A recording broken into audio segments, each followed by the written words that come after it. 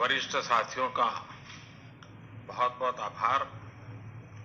इस चर्चा में आपने जो विचार व्यक्त किए, जो सुझाव दिए, मैं समझता हूं ये बहुत ही महत्वपूर्ण है। वैक्सीन को लेकर जो विश्वास इस चर्चा में नजर आया है वो कोरोना के। नमस्कार दोस्तों, अभी भी आई बड़ी खबर। कोरोना वैक्सीन पर प्रधानमंत्री मोदी की अध्यक्षता में शुक्रवार को सर्वदलीय बैठक के बाद पीएम मोदी का बड़ा ऐलान। वही जानिए क्या देश में फिर 15 दिन का देशव्यापी लॉकडाउन लगेगा। वही 8 दिसंबर को भारत बंद को लेकर भी बड़ी खबर आई है।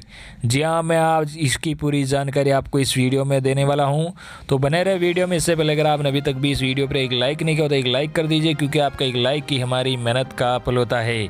वही चैनल को भी फ्री में सब्सक्राइब नहीं किया और सब्सक्राइब कर लीजिए, ताकि आगे भी आपको इसी तरह की लेटेस्ट से लेटेस्ट अपडेट सबसे पहले देखने को मिलती रहे। और आप किस राज्य के रहने वाले हो ये भी कमेंट बॉक्स में ज़रूर बताना। तो दोस्तों चलिए पहली बड़ी अपडेट की बात करते हैं, जो बहुत ही बड़ी खबर है।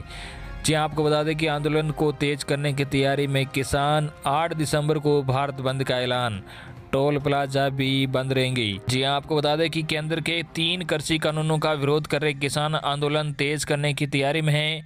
किसानों ने 8 दिसंबर को भारत बंद का ऐलान किया है। किसानों ने अब केंद्र सरकार के खिलाफ भी अपना रुख तेज कर लिया है। किसानों ने कल देश भर में प्रधानमंत्री मोदी का पुतला फूंकने का भी ऐलान किया। आज सिंधु बॉर्डर पर प्रेस कॉन्फ्रेंस करने आए किसानों ने कहा कि एमएसपी पर सरकार से बातचीत चल रही है, लेकिन हम तीनों कानून वापस करवा कर रहेंगे।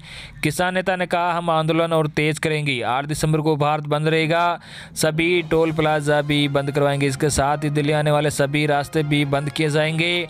आंदोलन कर रहे किसान नेताओं ने कहा कि आज तमिलनाडु में और कर्नाटक में हमारा प्रदर्शन था, अब इन किसानों को भी दिल्ली आने को बोल दिया है। उन्होंने कहा कि पूरे देश के किसानों को दिल्ली आने का आह्वान किया है। लड़ाई आर पार की होगी, पीछे हटने का सवाल ही नहीं उठता है।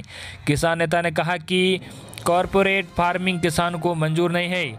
हम डेडलाइन नहीं दे रहे हैं, हम सरकार को बता रहे हैं स्थिति ऐसे ही रही तो हर राज्य से और जत्थे दिल्ली लाई जाएंगी।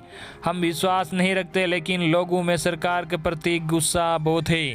किसान नेताओं ने कहा, कर्नाटक में 7 दिसंबर से 15 दिसंबर तक विधानसभा के बाहर किसानों का धरना होगा। बंगाल में रास्ता रोको आंदोलन होगा। किसी सरकार में हिम्मत नहीं कि इस आंदोलन के आगे टिक जाए। सरकार के साथ कॉलोनी है अगले दौर की बातचीत। जी आपको बता दें कि सरकार और किसानों के बीच कल करीब 7 घंटे तक बैठक चली। शनिवार को एक बार फिर बैठक होगी। सरकार के साथ बैठक के बाद किसानों ने कहा था कि हमारा आंदोलन जारी रहेगा, हम सरकार के प्रस्ताव से सहमत नहीं है।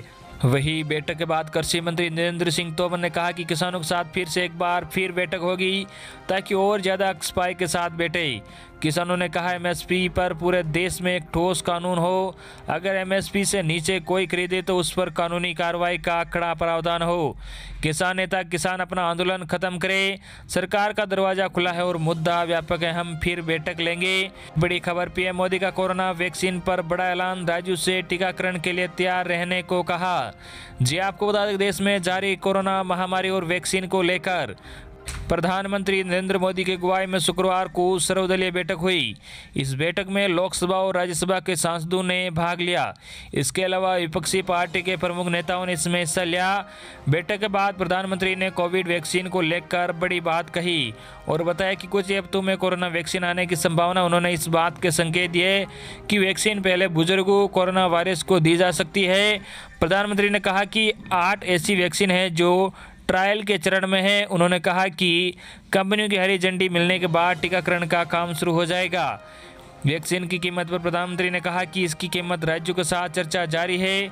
जन स्वास्थ्य को ध्यान में रखकर ही दाम तय किए जाएंगे। वही एक विशेष सॉफ्टवेयर पर काम चल रहा है जो टीके के स्टॉक और वास्तविक समय की जानकारी देगा। अब जान लीजिए प्रधानमंत्री मोदी के संबोधन की प्रमुख बातें। जी आपको बता दें कि प्रधानमंत्री ने कहा कि हम टीकाकरण कार्यक्रमों में अनुभव के साथ सबसे बड़े नेटवर्क में से एक है। राज्य सरकार की सहायता से अन्य आवश्यक कोल्ड चेन स्टोरेज और लॉजिस्टिक सपोर्ट को मापा जा रहा है। टीके के स्टॉक और वास्तविक समय की जानकारी के लिए एक विशेष सॉफ्टवेयर भी विकसित किया गया है। टीकों की लागत को लेकर सवाल स्पष्ट हैं। केंद्र और राज्य सरकार एक ही बात पर चर्चा कर रहे हैं। वैक्सीन की लागत सार्वजनिक स्वास्थ्य को ध्यान में रखते हुए तय की जाएगी और राज्य सरकारें इसमें प्रमुख भूमिका निभाएगी।